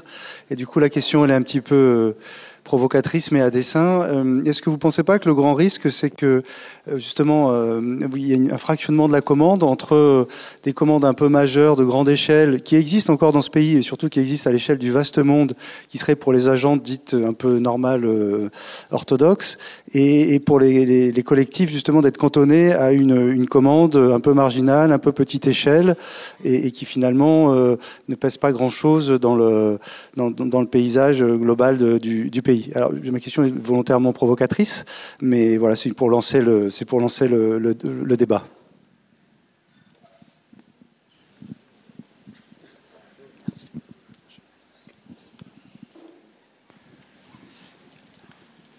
Je dirais non, il n'y a pas vraiment de risque de ça, et même en fait justement, alors déjà il faut savoir qu'aujourd'hui la participation, si l'idée du collectif est de mener à ça, en tout cas, et d'être au service de, disons oui, d'une construction collective du territoire et de notre cadre de vie. Aujourd'hui, la participation est devenue réglementaire en fait. C'est-à-dire qu'on est obligé dans les marchés publics de concerter. Ça, c'est quelque chose qui est issu notamment, enfin c'est dans la loi, c'est-à-dire que et principalement depuis 2016, depuis la loi pour la reconquête de la biodiversité et des paysages, on est obligé dans les marchés publics de concerter et de participer. Alors après, dans les faits, ça se fait pas toujours de la bonne manière, parce que souvent, effectivement, c'est instrumentalisé, hein, comme on le disait, ça peut être tout à fait récupéré politiquement, et on peut avoir des décideurs qui voilà, vous voyez, on a fait participer, voilà, alors qu'en fait, on a simplement posé des questions, et puis on a fait le projet dans notre coin, comme on le disait aussi tout à l'heure, ça arrive régulièrement. Mais petit à petit, on va vers ça quand même, vers justement plus d'implication du public dans l'aménagement des territoires. Donc je dirais que finalement, il n'y a pas vraiment de distinction aussi forte entre les projets des collectifs et les projets des agences. Justement, comme le disait Yvan aussi tout à l'heure, de plus en plus, le collectif prend du sens aujourd'hui. Alors pour ces questions-là, aussi pour des questions de modèle économique, parce que aller créer une agence avec toutes ces compétences, c'est juste impossible. En fait, il faudrait trouver du travail à tout le monde constamment. Ça, c'est juste impossible. Donc, on a besoin de trouver de nouvelles formes. Et cette nouvelle forme, elle répond à des nouvelles exigences qui sont notamment réglementaires, avec toutes ces nouvelles lois, la Convention européenne du paysage aussi, qui demande à ce que les populations s'impliquent dans les décisions qui concernent l'aménagement du territoire. Donc, je dirais que, en tout cas en ce qui concerne la commande, je ne pense pas qu'il y ait autant de commandes différentes. Et aujourd'hui, justement, nous, c'est ce qu'on a essayé de faire un petit peu. On essaye de répondre aussi à cette commande un peu classique, en essayant d'apporter justement une touche un peu différente dans le résultat. Oui, dans le résultat et aussi dans la démarche, surtout dans la démarche. Donc non, je pense pas que ce soit trop un risque. Cela dit, effectivement, il y a peut-être des commandes qui correspondent plus à un certain type de pratique et d'autres commandes qui le permettent. Mais je dirais que les commandes qui correspondent à une pratique un peu comme celle qu'on a envie de renouveler, je dirais, elle est finalement peut-être pas majoritaire. En tout cas, dans les marchés publics, on s'en rend compte vraiment. Aujourd'hui, il n'y a pas un marché public qui ne demande pas à ce qu'il y ait de la concertation, en tout cas en paysage. En paysage. Ouais. Je pense que c'est ça la différence. Oui, c'est pas la même chose qu'effectivement. Mais oui, ça va dépendre aussi des types de demandes. Par exemple, nous sur le réemploi, on peut être sur des très grosses opérations. Effectivement, on va dire tout ce qui est urbanisme transitoire, etc. C'est peut-être des plus petites échelles de projet. Mais en même temps, est-ce que c'est pas nécessaire pour faire la ville? Parce que c'est ça aussi qu'on questionne, hein, d'une certaine manière. C'est à quelle échelle il faut penser et faire les choses. Et est-ce que du coup, c'est pas rester à plus petite échelle, que certaines agences, plutôt que de travailler des grands plans urbains, des grandes ZAC et tout, réfléchissent peut-être plus finement, etc. Donc en fait, ça questionne en fait ces enjeux-là de par notre position. Je pense que ça met le débat sur à quelle échelle faut travailler les sujets, quoi. Ouais, ça marche. Et enfin, c'est aussi qu'aujourd'hui, c'est le spectre des compétences des collectifs, hein, l'activation, le chantier participatif, la concertation, etc. Il est aujourd'hui intégré dans les appels d'offres de grands projets urbains parfois. Hein. Donc c'est quand même rare aujourd'hui qu'il y ait un grand projet urbain qui sorte pas avec demandé comme compétence celle portée par les collectifs. Donc effectivement, après c'est pas évident de naviguer dans des gros groupes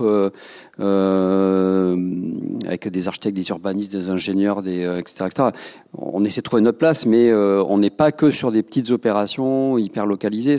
Voilà, ce qui n'empêche pas que même y compris dans ces gros projets, ce qu'on essaie de mettre en place, les collectifs, c'est de faire atterrir ces grosses opérations dans des endroits précis situés, dans des démarches collaboratives, etc. Donc, je pense qu'aujourd'hui, il y a toutes les échelles, en fait.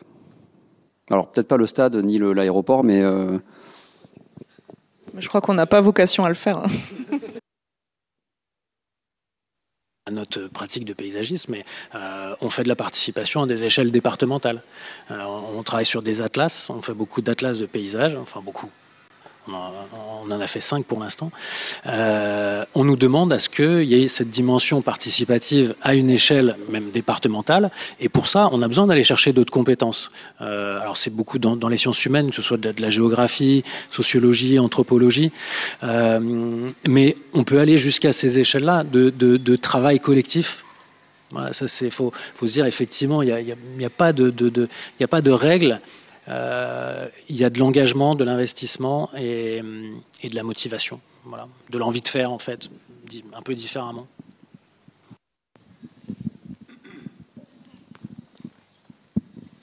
Alors déjà merci beaucoup pour les débats précédents, passionnants et très très bien animés. Donc du coup il y a pas mal de choses qui ont déjà été dites. Peut-être par rapport à ce que vous avez évoqué, j'étais surpris que, alors peut-être moins pour Passeur, mais que vous évoquiez pas plus que le périurbain ou le rural comme un terrain en fait de projet, voilà, qui permet, au-delà de ce qu'on disait tout à l'heure sur le fait qu'il y a peut-être un moment charnière, peut-être que le moment charnière c'est aussi de se déplacer par rapport à un territoire très urbain, les métropoles, etc. Et je sais plus qui a dit que c'était pas forcément voilà, un terrain pour vous de... Non, en tout cas pas évoqué comme étant un terrain sur lequel il y avait un déplacement qui se faisait et que on allait plutôt intervenir sur ces terrains-là aujourd'hui quand on est un collectif, parce que voilà, ça permet aussi d'apporter des compétences là où sur certains territoires c'est un peu plus compliqué. Ça permet aussi peut-être dans des espaces plus ou moins contraignants. Donc voilà, c'était juste pour élargir cette question, ce qui est passé un petit peu rapidement tout à l'heure.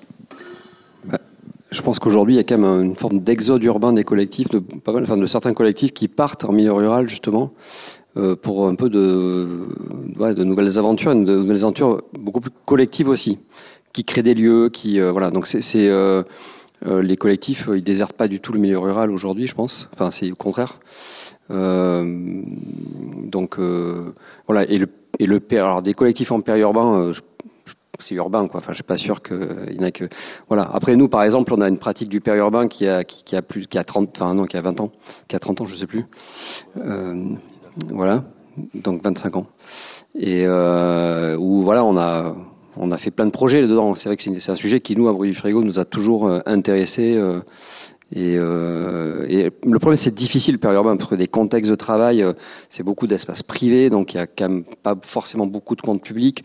Par exemple, le travail dans le pavillonnaire, c'est pour moi un sujet crucial, mais comment mettre le pied dans le pavillonnaire, quoi. Voilà, c'est possible, on l'a testé, mais bon.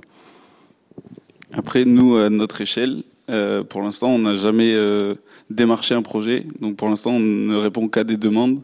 Et à notre petite force de frappe, pour l'instant, on est déjà très occupé à faire ce qu'on fait ici. Et on essaye de défendre quelque chose qui se passe dans ce milieu urbain, avec plein d'envie et plein d'intérêt à aller questionner ailleurs. On a testé, on teste en ce moment d'autres villes un peu moins grandes. On est à Saumur, on est à Mimizan, on va à Saint-Julien-en-Borne. On essaye de tester, mais c'est que empirique. Donc pour l'instant, nous, les questions qu'on se pose, elles viennent en fonction de ce qu'on croise. Et bien sûr que c'est des thématiques qui nous intéressent. Moi, personnellement, je viens du Lot-et-Garonne et j'ai bien envie d'aller questionner ces départements-là qui en ont beaucoup besoin. Mais en tout cas, c'est pas de le mettre de côté. C'est vraiment de se dire que, en fonction de la force qu'on aura et qu'on pourra, on ira bien évidemment essayer de tester des choses là-bas. Et pour nous, on travaille un petit peu sur tous ces terrains-là. On va dire que c'est plutôt la maîtrise d'œuvre et les rénovations, les habitats participatifs qu'on fait dans les milieux plus ruraux. C'est plutôt ça qui se développe. Je pense que pour les questions d'activation d'espace public, etc., c'est un peu plus compliqué effectivement de s'y installer, d'avoir des commandes. On essaye d'échanger avec certaines communes, mais après c'est aussi des questions souvent de quel budget on peut y mettre, etc. Donc ça, nous on est plutôt pour faire émerger cette chose-là, mais ça c'est pas forcément tout le temps produit. Donc nous, la ruralité, c'est plus par la maîtrise d'œuvre qu'on y va, par exemple. Et j'ai envie de compléter aussi en disant que c'est aussi très lié au climat politique de ces milieux ruraux, ou en tout cas des communes, par exemple, quand c'est une commande publique, parce que ça nous est arrivé, par exemple, de ne pas avoir été sélectionnés sur des projets qui demandaient du participatif, où on avait toute l'expertise, mais où finalement on a eu une approche qui était trop experte, ou trop technique, et qui n'a finalement pas parlé aux élus qui nous avaient demander de répondre. Donc ça arrive aussi, notre pratique en tant que collectif, elle est aussi très liée à la vie politique des communes, je trouve, en tout cas dans la commande publique. Et puis il y a une réalité, c'est l'argent. En fait, l'argent, il est dans les métropoles. Hein. C'est la métropolisation qui entraîne tout. Et trouver des contextes de projet en milieu rural, c'est compliqué. Une petite commune nous, on a été plein de fois approchés par des petites communes qui veulent mettre en place des démarches participatives, qui veulent. Mais en fait, il n'y a pas beaucoup de moyens, donc c'est très compliqué de faire un projet sur du long terme, etc. Donc voilà. Ouais, moi, je rajouterais juste que pour le coup, on a une expérience en milieu rural ou périurbaine, et en fait, il y a une habitude de partager l'espace public dans certains villages de France qui est déjà très présente et très vécue. Et du coup, pour le coup, les expériences qu'on a en milieu rural, des fois, elle est beaucoup plus facile qu'en milieu urbain où les gens n'ont pas l'habitude de travailler ensemble, où on ne connaît pas son voisin. Voilà. En milieu rural, on peut plus facilement connaître son voisin. Après, ça dépend effectivement du contexte politique de la commune, parce qu'en France, il y a beaucoup de milieux ruraux qui sont, avec l'actualité politique, qui ne sont pas forcément pour ces questions de participation, de concertation, ou de partage. Le maire en milieu rural, il peut venir sur le chantier participer, ce qui est pas le cas dans des grosses villes. Ouais. C'est vrai que pour sensibiliser et attirer le chaland, si je puis dire, c'est plus facile en milieu rural. Ouais. Après, on se confronte à d'autres problématiques qu'on n'a pas en milieu urbain. Mais... Oui, Louise, que tu voulais parler d'un certain projet. Enfin, on a réussi effectivement en milieu rural à faire un projet super intéressant avec pas mal de collègues archi, urbains, plasticiens. C'est un tout petit, dans le Lot-et-Garonne en plus, Castelnau-de-Grattecamp, je ne sais pas si tu connais, dans le Périgord. C'est un tout petit village, une petite bastide. Et comment ? Il y a Bazins. Ouais, c'était un petit peu le même cas dans un autre village un peu. Et effectivement, dans le village, quand on leur a proposé de participer, ils nous ont dit évidemment, puisque tous les jours c'est ce qu'on fait, quoi. C'est un tel qui va aller chercher telle chose pour faire vivre le lieu commercial du village, parce qu'on a besoin de le faire vivre. Ensuite, on se regroupe pour aller chercher les enfants pour aller à l'école, etc. Tout ça, ça pose des questions d'espace public auxquels il faut qu'on réponde. Alors, enfin, je dirais comme partout, le citoyen a pas forcément la réflexion sur l'aménagement. Nous, c'est ce qu'on essaye d'apporter. Mais ouais, effectivement, ce projet, c'était super intéressant à Castelnau, où on est allé jusqu'à, effectivement, avec les habitants, faire de ce qu'on appelle de l'urbanisme tactique, où on a réaménagé une place, on l'a piétonnisé. Voilà. Et pour les habitants, finalement, ça semblait assez naturel. Donc, je pense qu'il y a une demande là-dessus dans les milieux ruraux aussi, qui sont un peu en attente de ça. Et c'est vrai que c'est pas spontané de la part des aménageurs. On travaille beaucoup sur la ville, mais il y a cette demande quand même en milieu rural. Et on a tout intérêt à approfondir le truc et aller dans ce sens, quoi. Je pense. Et il y a des attentes en la matière aussi. Peut-être que tu veux parler avant, non? Parce que chaque fois que tu veux parler, il y a quelqu'un qui parle. Et je voudrais ajouter à ça, au-delà de la dimension effectivement liée à l'aménagement à l'espace et à l'aménagement éventuellement de l'espace public, par exemple ayant un pied aussi dans la recherche, sur des territoires, notamment dans les Landes, on se rend compte aussi de l'actualité cruciale aujourd'hui de la gestion des ressources naturelles, par exemple la forêt, et la question de la mise en place de filières durables, donc du coup de la reconnaissance et de la transmission de savoir-faire hérités qui existaient, qu'on peut actualiser. Et en fait, tout ça, on peut le théoriser, on peut rencontrer aussi séparément ou collectivement des artisans, des élus, etc. Mais à un moment donné, il y a une mise en commun, il y a un sens du collectif à fabriquer. Et je pense que les collectifs qui travaillent dans la participation, il y a tout un savoir-faire autour d'autres, entre guillemets, d'autres finalités qui peuvent être, j'ai le cas en ce moment, et qui peuvent être mises au service complètement de venir, pas animer, entre guillemets, ce processus-là, mais en faire une partie intégrante. Parce que souvent, mettre les gens dans un même lieu, un même espace-temps pour faire des choses ensemble, c'est une des clés, et des collectifs de paysagistes et d'architectes savent faire là-dessus. Donc il y a aussi tous ces chantiers absolument cruciaux en ce moment. En fait.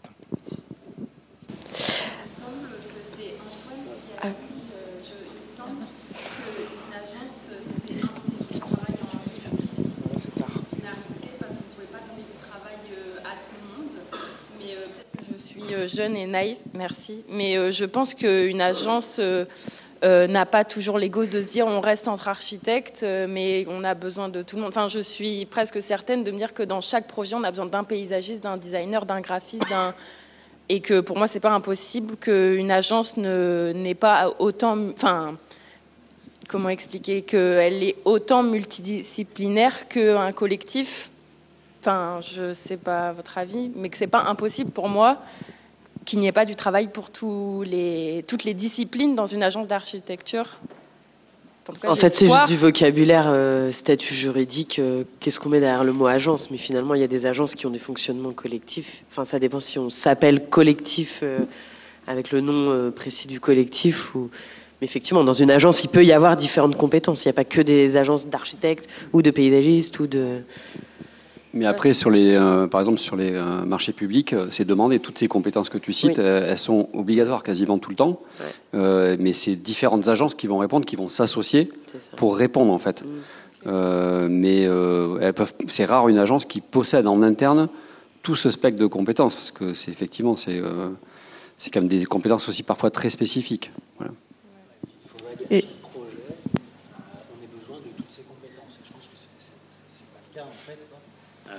c'est rarement le cas d'avoir besoin de toutes ces compétences tout le temps. C'est-à-dire que rémunérer mensuellement autant de compétences différentes, ça veut dire un chiffre d'affaires énorme, quoi, en fait. Ça, c'est quelque chose, enfin, vous verrez, c'est très compliqué à faire.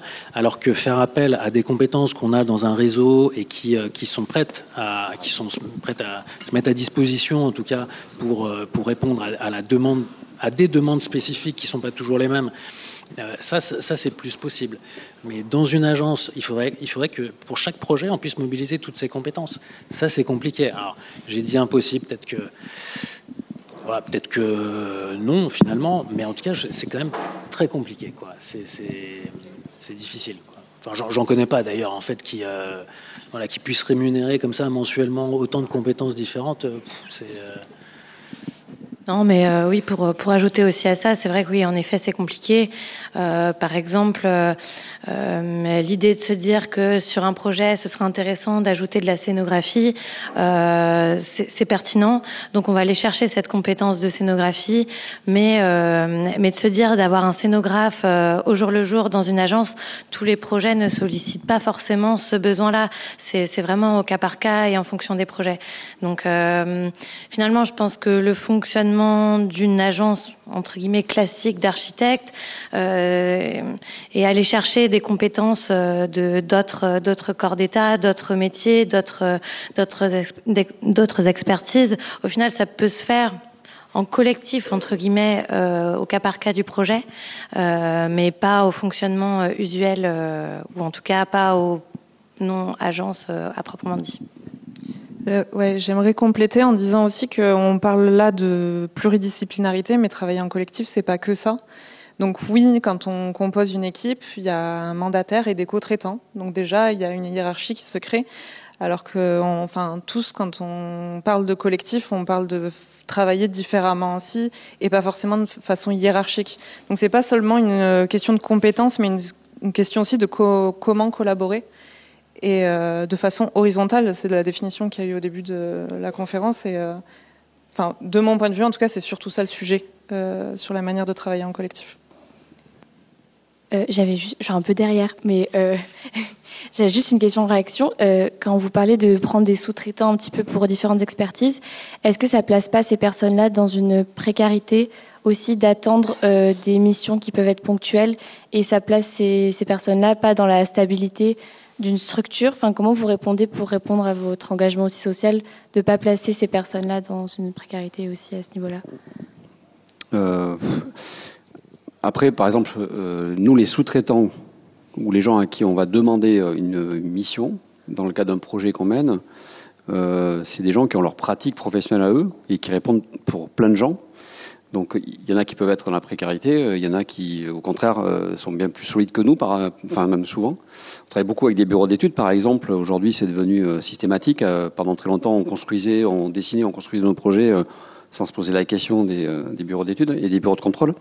Aujourd'hui on peut plus, c'est très compliqué de passer outre, et donc on intègre les compétences des bureaux de contrôle, des bureaux d'études, et on fait travailler avec des bureaux d'études qui sont bien plus solides que nous en termes de structure, et qui travaillent pour d'autres plein d'archis, d'urba, voilà. Donc voilà, parfois on travaille aussi avec des artistes, avec des graphistes, avec d'autres disciplines qui peuvent être un peu plus fragiles, mais pas forcément. Donc il n'y a pas forcément de lien de précarité, de hiérarchie de précarité selon qu'on soit co-traitant ou mandataire ou voilà. Je pense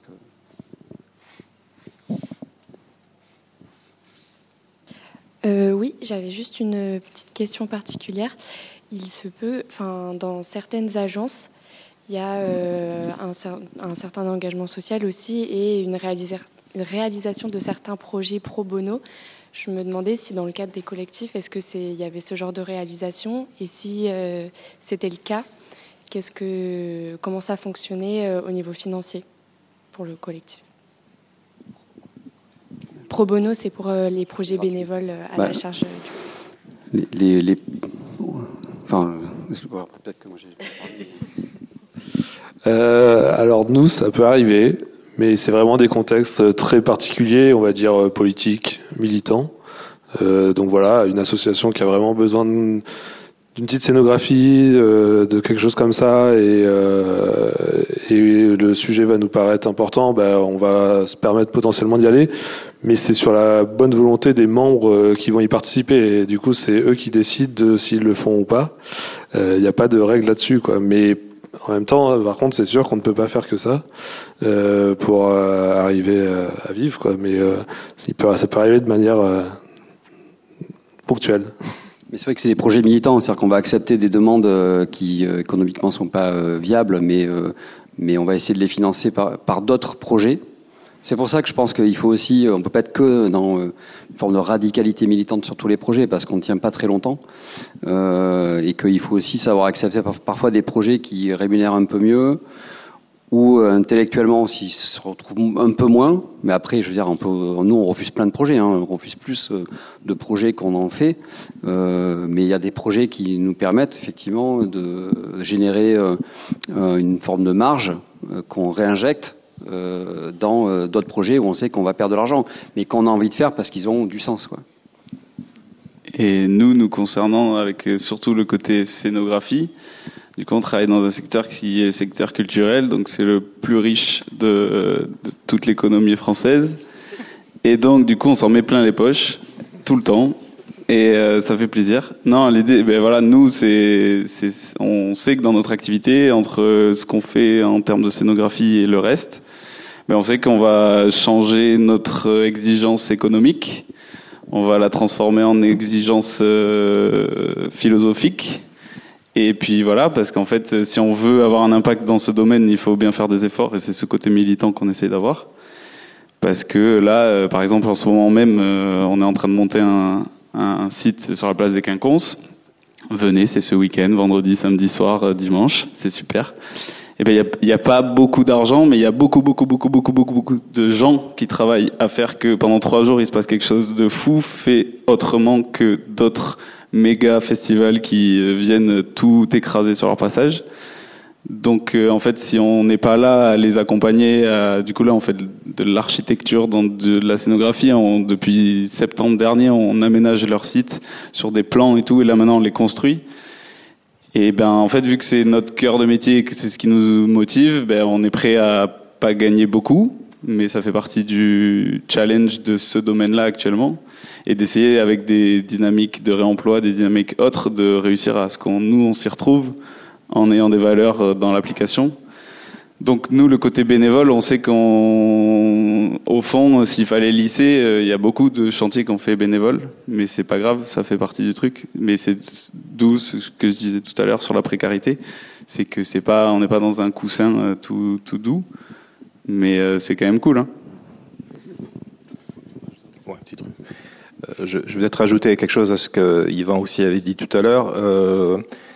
Tous les projets, il y a des projets sur lesquels, je vais utiliser un terme qui est un terme d'agence, mais il y a plus de marge entre guillemets, c'est-à-dire vous n'allez pas refuser si on vous paye bien, vous allez les prendre. Et l'idée, comme il n'y a pas de dividende, c'est qu'éventuellement il y a un usage, un refléchage de ces profits vers d'autres choses, soit effectivement des projets concrets. Dans mon cas personnel, par exemple, j'use et j'abuse de la gentillesse de certaines personnes à Paula et à Bruit du Frigo, dans le cadre de workshops que je fais dans le cadre de l'ENSAP, ou aussi le Postmaster RBW, où il y a de la mise à disposition de locaux, de matériaux qui sont issus de chantiers, parce que quelquefois c'est des budgets, si on va les demander dans une école, c'est pas les mêmes échelles, et puis bon, souvent c'est pas positif. Donc il y a une véritable aide, ça a l'air très invisible, je le fais depuis 5 ou 6 ans par exemple, je suis pas le seul. Donc il y a aussi cette forme d'investissement-là qui, à mon avis, est plutôt de l'ordre aussi, c'est un peu militant, enfin pas de ma part, mais je veux dire collectivement, mais c'est celui de la transmission en fait, de dire il y a des valeurs, etc., on veut les transmettre. Si on a la chance d'être dans un métier où il y a la transmission, moi je trouve que ça c'est un vrai service, quoi. Voilà. Et moi je voulais juste rajouter, parce que si ta question, et on pourrait l'entendre pour certaines agences qui potentiellement font aussi du pro bono pour potentiellement avoir une mission derrière, ça peut arriver aussi. Ça par contre, on n'est pas trop là-dedans. C'est-à-dire faire une faisabilité gratuite ou des choses comme ça. Nous, on estime que quand on travaille, il faut quand même qu'il y ait rémunération, sauf cas effectivement qu'on a expliqué. Mais c'est vrai qu'il y a aussi ce genre de manière de faire, peut-être de dérive. Et ça par contre, on n'est pas là-dedans. C'est bien de le préciser. C'est pour ça que je me suis dit que si c'était ça la question, je préférais préciser. On va prendre une dernière question pour clore ce débat et cette rencontre. Moi, je voulais réagir sur ce que vous avez dit tout à l'heure, comme quoi faire un stade ou un aéroport, ça serait pas votre vocation. Mais la question est peut-être un peu bête, mais pourquoi pas? Qu'est-ce qui vous empêcherait de le faire? Est-ce que c'est pas l'occasion de mettre de la scénographie dans un aéroport, de mettre du spectacle dans je sais pas trop où, mais dans des grosses échelles comme ça qui sont à l'opposé de ce que vous faites actuellement? Est-ce que ça serait possible, des collectifs qui feraient ça? Je vais répondre à la question du coup parce que c'est moi qui ai dit ça tout à l'heure. Faire animer un aéroport, c'est encourager d'utiliser un mode de transport qui ne nous convient pas. Donc je pense que ça répond tout de suite à la question.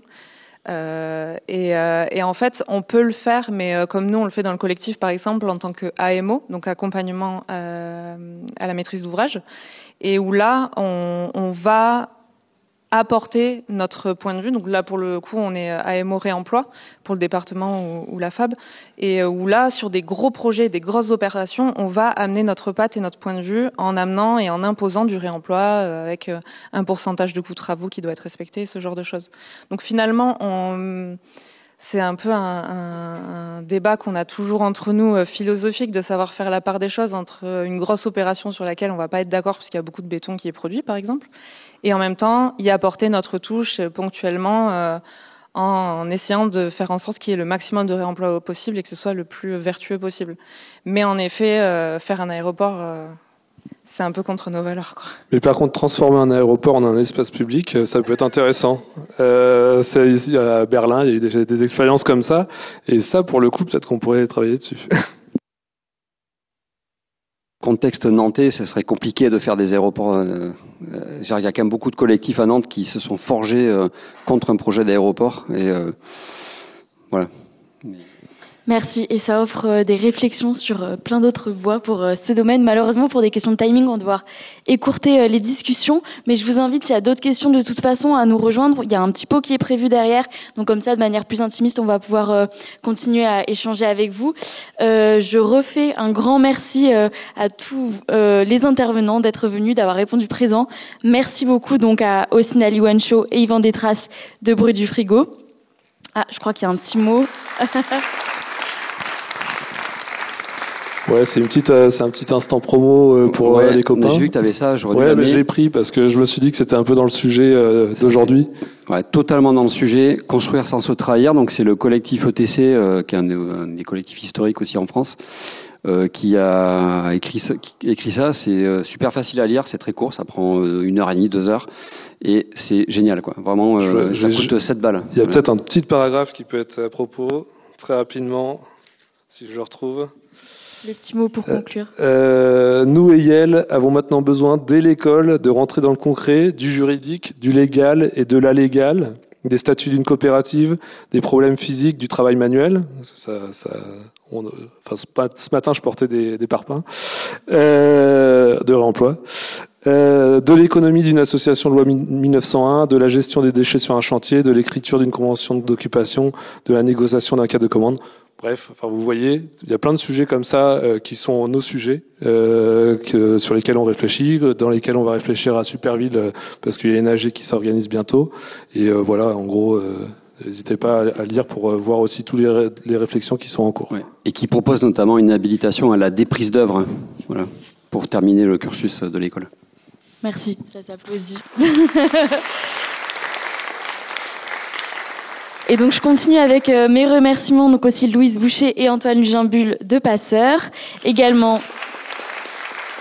Jules Mansart et Lison Davo de Cancan,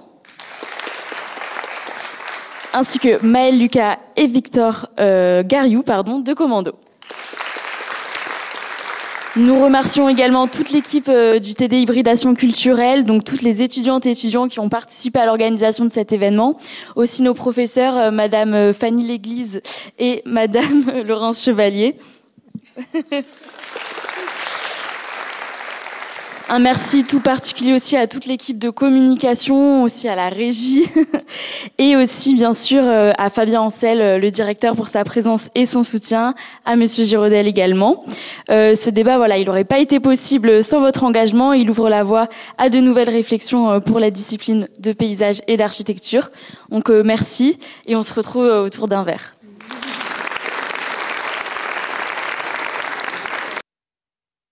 Juste avant que ce soit terminé, moi je voudrais remercier tout le monde pour la gestion collective du micro. Vous avez fait une belle performance et je pense que ce serait bien de remercier les étudiants nominativement.